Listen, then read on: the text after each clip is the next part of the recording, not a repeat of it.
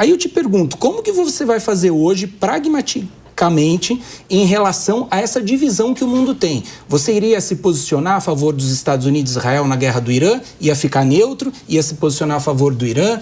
Como que você vai negociar as terras raras? Vai negociar só com os Estados Unidos? Vai negociar com o mundo inteiro? Enfim, qual a postura na política externa brasileira que o Brasil hoje deve adotar em relação a esse cenário desafiador e a esse projeto ambicioso que você quer de um Brasil forte, livre e soberano?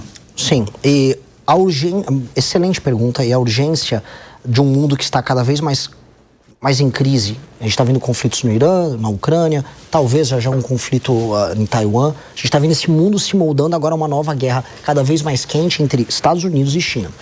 O mundo do pacto pós-45, pós-Segunda Guerra Mundial, é um mundo que está acabando. E nesse mundo o Brasil é muito fraquinho.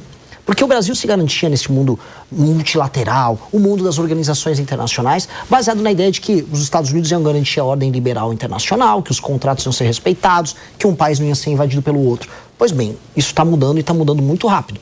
E nós estamos vendo, inclusive, os Estados Unidos, que era o antigo garantidor, falando, oh, eu quero a Groenlândia para mim, me dá o Panamá. Invadiram e derrubaram, de maneira correta, o governo da Venezuela, mas é um vizinho. Quando a gente começa a olhar, a gente fala, olha, esse mundo está muito quente, esse mundo está começando a ficar complicado e nós não temos condições de defender o nosso território. Eu preciso lembrar uma coisa para vocês. Das nações com grande território, grande população e grande economia, e isso vai incluir a União Europeia no meio, nós temos aqui 6. Brasil, Índia, China, Estados Unidos, Rússia e União Europeia. Dessas 6 nações, e eu vou incluir a União Europeia como um conglomerado aqui, o único que não tem armas nucleares é o Brasil. O Brasil tem terras raras, o Brasil tem energia muito abundante, muito disponível e mais. Energia vai ser base para o crescimento econômico no mundo baseado em data centers nos próximos anos. Ou seja, o Brasil tem algo a oferecer para o mundo, mas o Brasil não tem como defender esse algo. Nem a própria água potável que a gente tem abundante aqui. Então, quando eu olho isso, o Brasil precisa resolver primeiro as suas próprias fraquezas, que são fraquezas fiscais, ou seja, fraquezas orçamentárias que impedem que a gente invista em infraestrutura, invista em tecnologia, que invista inclusive em tecnologia bélica, que ele possa se armar para ter um poder não de invasão, mas de dissuasão. E aí ele se recoloca no jogo. A gente não consegue imaginar que o Brasil vai conseguir se posicionar bem nesse jogo internacional, porque a posição atual do Brasil é humilhante. O Brasil não tem condição de brigar e defender, seus interesses contra Estados Unidos e China num momento tenso como hoje. O Brasil fica fazendo uma dança meio ridícula. Ele tem que exportar os nossos commodities agrícolas para a China, ao mesmo tempo que os Estados Unidos falam, agora eu mando no continente, você vai ter que se realinhar aqui. E aí a gente está vendo isso acontecer. Isso vai acontecer seja o Lula, seja o Flávio, ou seja o Jair, ou qualquer um.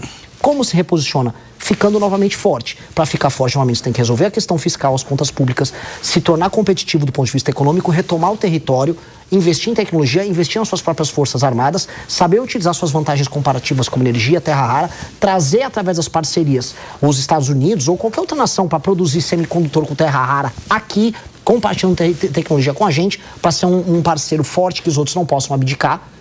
E aí, com base nisso, se recolocar como potência, que é o que a gente propõe no Livro Amarelo. Primeiro uma potência regional na América do Sul, depois uma potência para o Sul global. Renan, mas essas ideias que são corretas, elas são a médio e longo prazo, essa reestruturação do Brasil. E a curto prazo, o Donald Trump não vai ter paciência. Ele vai querer um posicionamento do Brasil. O Brasil vai negociar comigo agora terras raras? O Brasil vai apoiar ou não o conflito, que ele chama de conflito, que é guerra no Irã, né? Qual seria o seu posicionamento para agora? Porque aí seria mais um posicionamento diplomático. É bem verdade que o Brasil precisa se reestruturar para se posicionar no cenário internacional com força. Até aí nós concordamos. Sim. Mas como atuar agora no meio desse confronto diplomático? Qual a posição que o Brasil deveria adotar nesse momento? As posições, as cartinhas do Lula são bem feitas, são corretas? Não, assim, uma das coisas que o Brasil definitivamente precisa parar de fazer é se comportar como o poodle da China no cenário internacional, que é o que ele está fazendo com o governo Lula.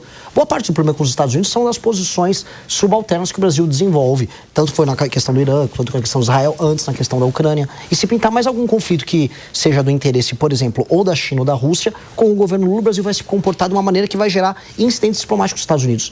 Esse alinhamento automático com a China a gente não vai ter. Com certeza, um governo nosso não pode ter. Isso abre espaço para uma relação melhor com os próprios Estados Unidos da América. Essa relação, porém, não pode ser de sujeição, de submissão. Os Estados Unidos claramente estão interessados nas terras raras do Brasil. O Brasil tem essas reservas. Só que em quais termos isso vai acontecer? Eu vi o Flávio Bolsonaro indo para lá falando, olha, nossas terras raras podem ser úteis para você. Mas como elas serão úteis para a gente? A indústria de semicondutor fica aqui ou fica lá?